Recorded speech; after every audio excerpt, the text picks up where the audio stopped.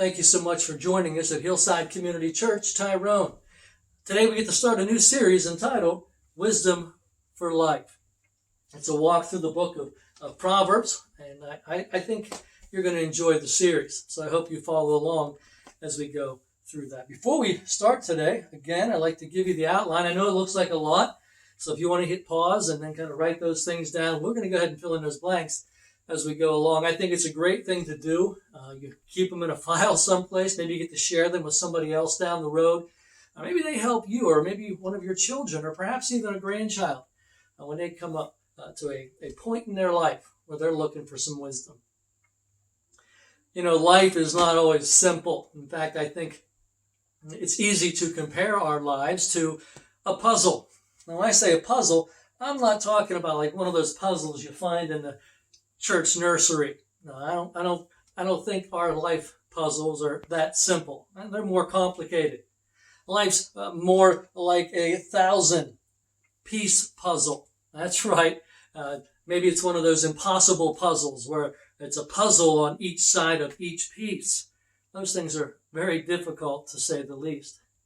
Well, that's almost what my life puzzle seems to be like. In fact, I would say my life puzzle is that, plus there's no end pieces or edge pieces. Somebody's taken all those out. And maybe the person who took all those out came by and threw some pieces to another puzzle in. Maybe your life feels like that. And you're sitting here thinking, man, I don't know how I'll ever get things put together. There's times like that in your life, you find yourself trying to jam those pieces together, even though you know they don't fit. Sometimes you feel like you're missing some important pieces. Sometimes you just feel like there's no way you're ever going to get it together. Well, this series in Proverbs is designed to give you wisdom for your life puzzle. Wisdom to put all the pieces of your life together. Now, it's not hard to see that our lives are a lot like puzzles. Millions of pieces. Every time we make a decision, we're putting the pieces of our lives together. And what we're going to learn today is that wisdom is the most important thing that you can need and want when it comes to putting those pieces together correctly. Now, every follower of Christ is called to be wise. But what is a wise person? What is wisdom? Well, a wise person is the person that understands that all of life is connected. And wisdom is understanding that your present will be your past that will one day impact your future. That's as simplistic as it gets. And that saying rings true regardless of the amount of wisdom or lack of wisdom within the individual. Think about the messes that you've made in your life because you've acted unwisely. Some of us are still ill-affected today because of our lack of wisdom in the past. Think about the messes you've made in your own life, or perhaps even the lives of others, because you acted unwisely. What about the messes that other people have made in your life because they have acted unwisely? Well, all those past unwise actions have had an impact on our collective present and for our foreseeable futures. So what are some of your biggest regrets? Does it involve money? Maybe a relationship? Maybe it's your family. If you're like me, you can probably look back on those moments and think, man, how could I have been so stupid? How could I have been so blind and so foolish? Well, in most cases, those regrets could have been avoided if you and I had acted more wisely. Look, we all need godly wisdom for every moment of every day, especially in those areas where there are no clear rules, the gray areas of life. Like when you're confronted with questions like, should I marry this person? Should I take this job? Should I buy that car? Is the timing right for me to accept that promotion? These are some of the questions we face when we need God's wisdom to put the pieces of our life together correctly. And here's why. Our decisions determine our destiny. That's our sticky statement for today. Everything that we say going forward is going to point back to this particular statement. And in this series, we're going to explore the truth of that statement. When you use godly wisdom in things like your finances or your relationships and even in the workplace, every decision-making area of your life, these pieces of your life will start to fall into place if you use godly wisdom. When you and I exercise godly wisdom in our decision-making process, we pave the way for a blessed future.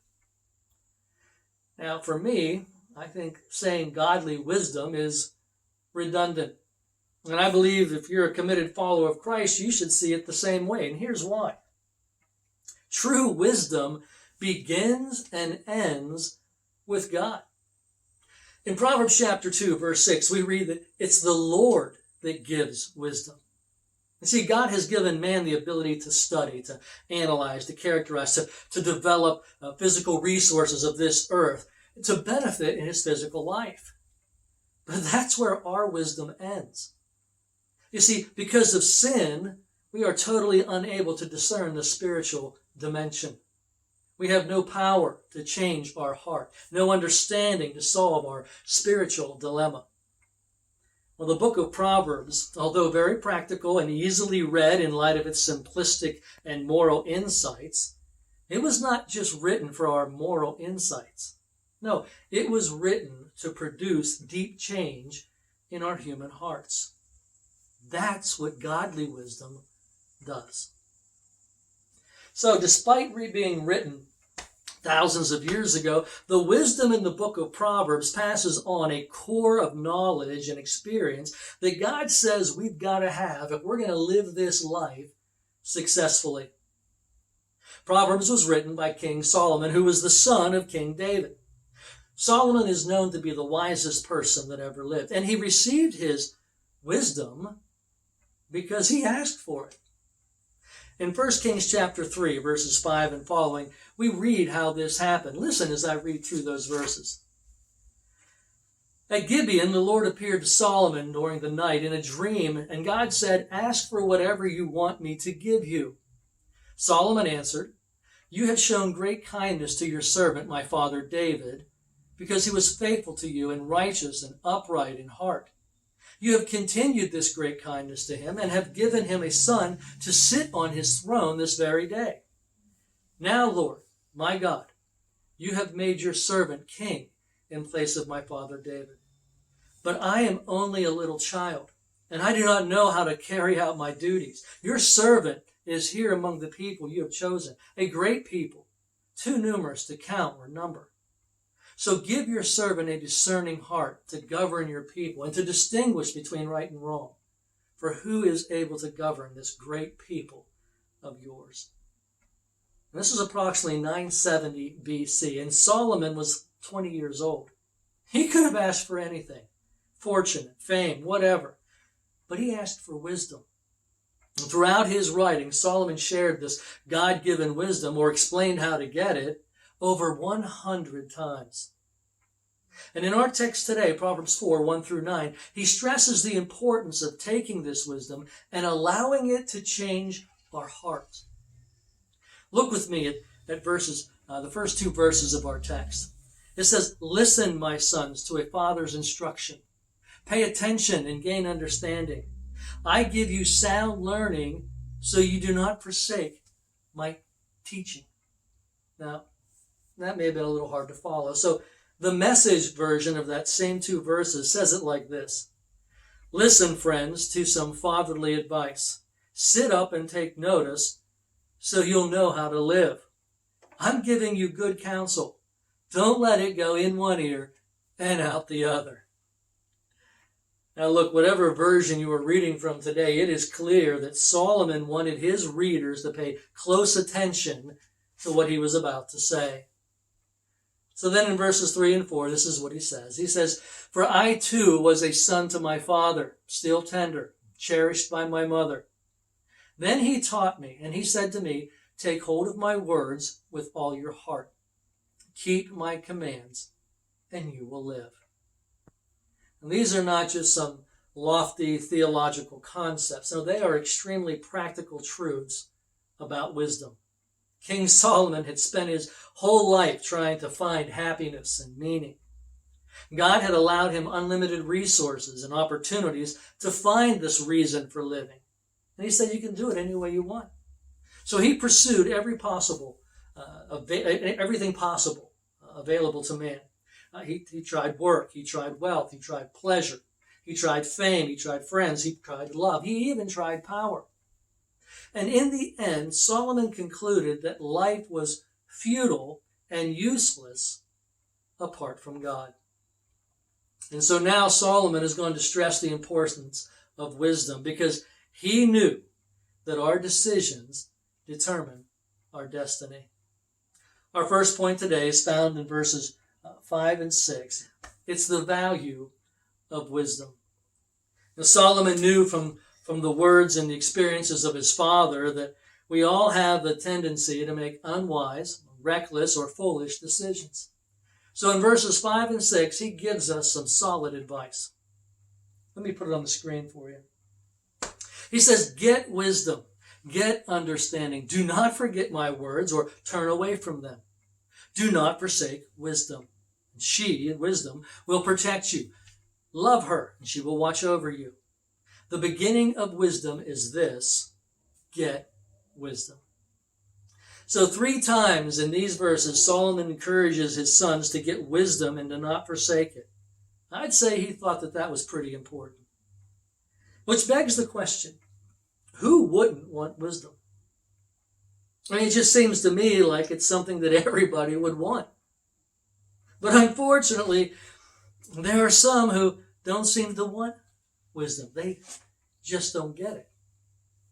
Have you ever looked at someone and thought, man, this guy just doesn't get it? They go through life and they see the same things. They hear the same things. They do the same things. And they keep making the same unwise decisions and then act surprised when it ends poorly. When I worked in the prison, we would get 2 or 3 buses of inmates every week. And every week, mixed in with some of these new inmates, were parole violators. Now, some of these parole violators would return for breaking parole for not following the rules. Maybe they failed to see their parole officer. Maybe they tested positive for using drugs. Others would come back with new crimes and new sentences. Well, I had an officer on one of the units that I worked by the name of Soanes. He was a very laid-back officer, and he ran the unit extremely well. And he had the ability to talk to inmates in a way that was confrontational, but with humor. One time, while getting one of these parole violators set up for his cell, he asked the inmate what brought him back to prison. And I stood there, less than 2 feet away, looking at this inmate as he told his story of woe, and as Officer Soanes was filling out the paperwork.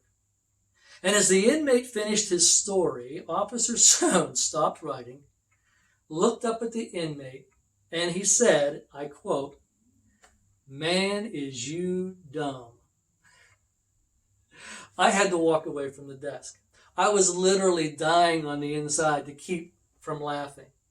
And as I rounded the corner, almost out of sight, I heard that inmate say, "You right, Officer Soanes, you right." Now, as funny as that story might be, the truth is there are a lot of confessing Christ followers who, just like that inmate, they don't get it. Solomon wanted everyone to know that godly wisdom is valuable. Next, we see that there are benefits from having godly wisdom. That's our next point, the benefits of wisdom. And why is wisdom so valuable? Why would Solomon command us? In verse 7, he says, though it cost you all you have, get wisdom. Well, it's because Solomon knew the benefits associated with wisdom.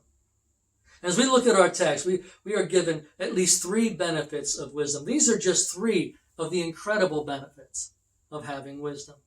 Let me share them with you. The first one is this: wisdom brings life. Look at verse 4.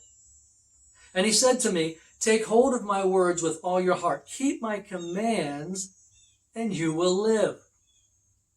Now, was Solomon speaking of life literally or figuratively? Well, the Hebrew word here, the way it's used, it could actually mean either. It could mean to sustain life, or it could mean to live prosperously. Well, I think it's both. Godly wisdom will literally prolong your life.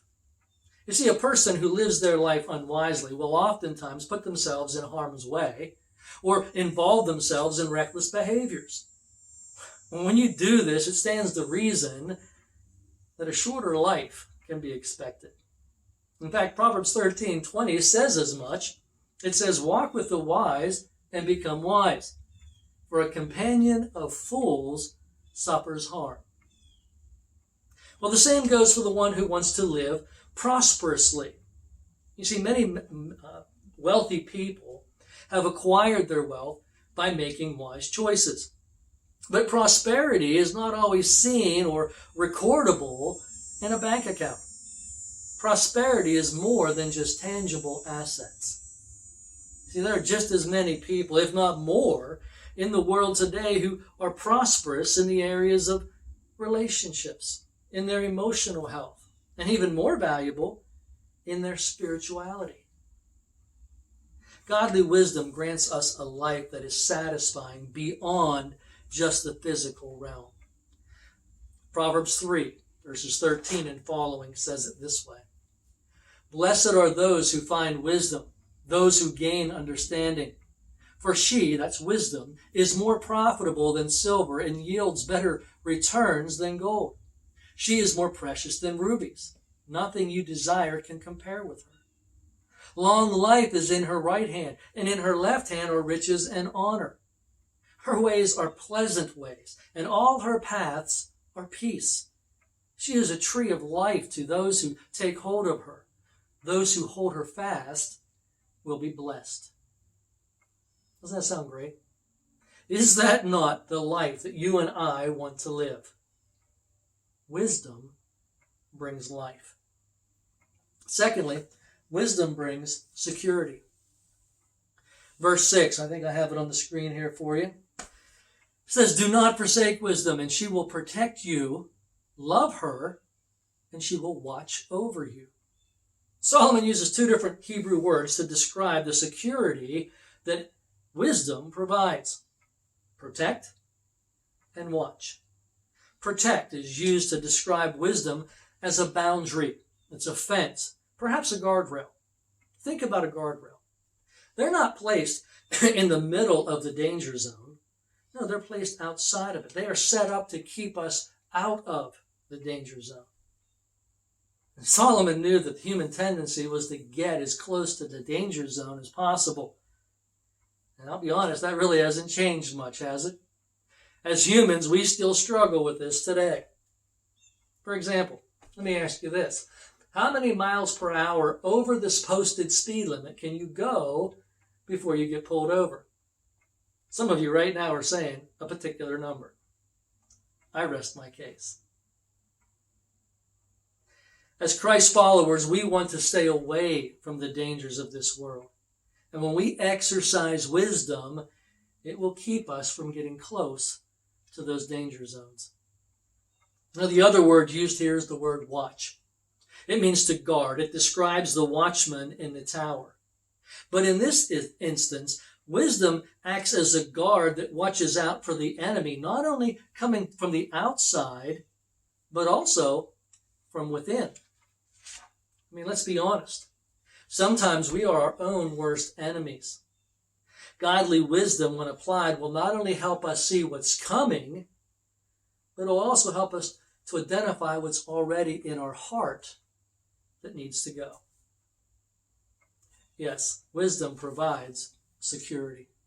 And lastly, wisdom brings honor. Look at verses 8 and 9. Cherish her, cherish wisdom, and she will exalt you. Embrace her, and she will honor you. She will give you a garland to grace your head and present you with a glorious crown. When you and I truly love and value godly wisdom, it gives us honor and an attractive life.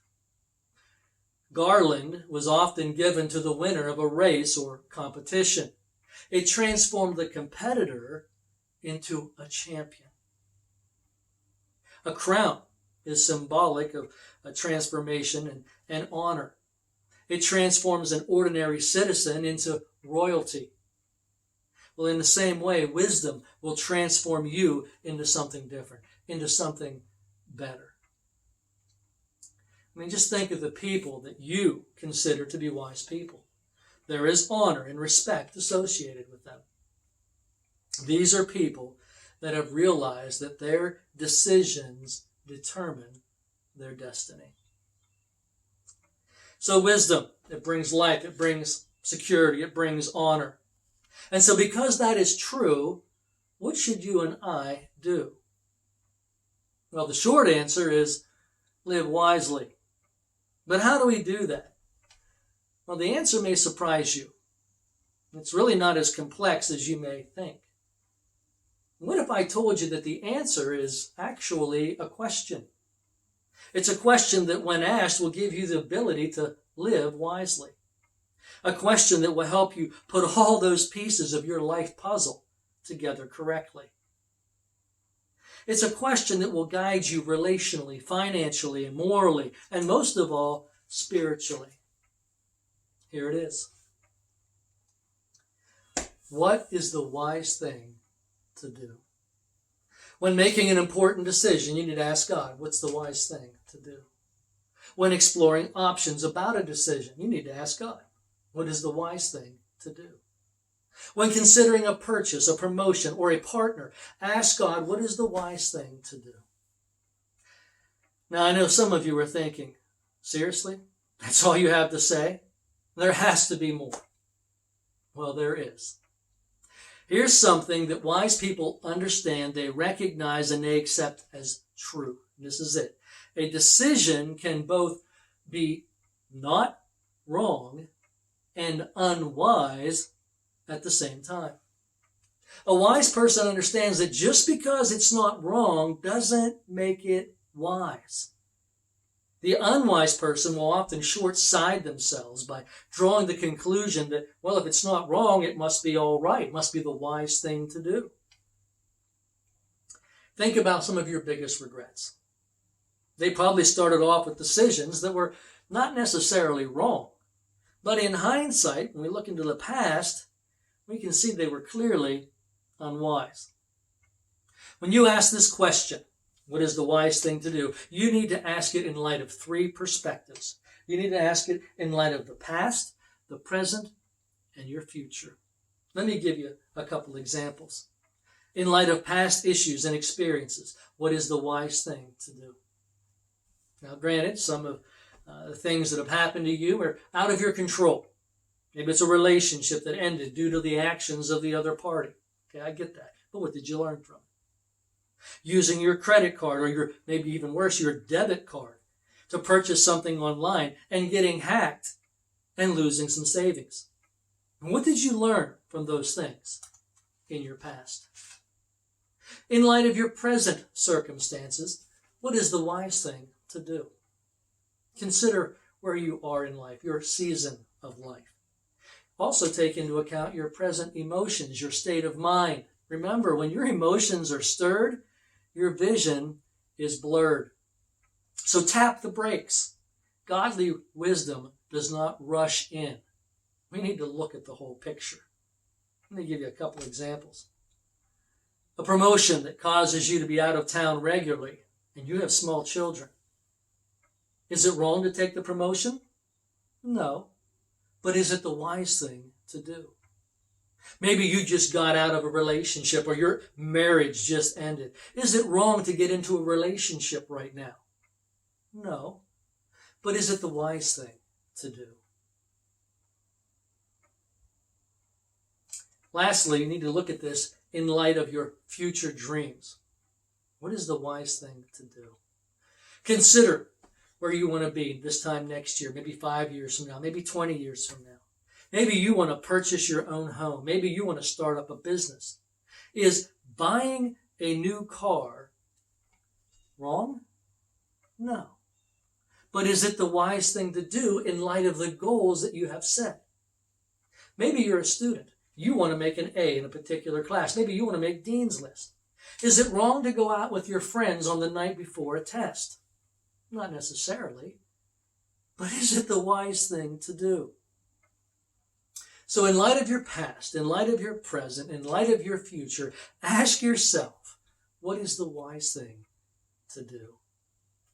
You know, wisdom always starts with a choice. The proven way of Christ or the lifeless way of the world. Look, whatever you choose, know this, it's going to cost you. But which of those paths give you what will last and what is best for you? So maybe you need to take a look inside your heart. Does something in your life need to change? Do you desire to turn a corner? Do you want life, security, and honor? Well, you need to make it a habit to ask, what is the wise thing to do? Remember, our decisions determine our destiny. So get wisdom. You'll be glad you did. Let me pray for you as we close. Heavenly Father, I want to thank you for the book of Proverbs. And as we start this series today, it's clear to see that wisdom is extremely important when we look at our destiny. My prayer is that each and every one of us that hears this sermon will take a look into their life. They'll see maybe from their past what they've learned from that. And it will help them make the right decision in the present and ultimately understand how it will impact their future. I fully believe when we look at this statement of our decisions determine our destiny, it means that in absolutely every decision we make. From the time we accept Christ, that affects our destiny. And all those decisions we make going forward will play a part in whether we have a life full in you. So my prayer is that each of us will ask you to help them find and use godly wisdom. And I ask this in your Son, Jesus' name. Amen. Thank you so much for watching. I pray you have a great week.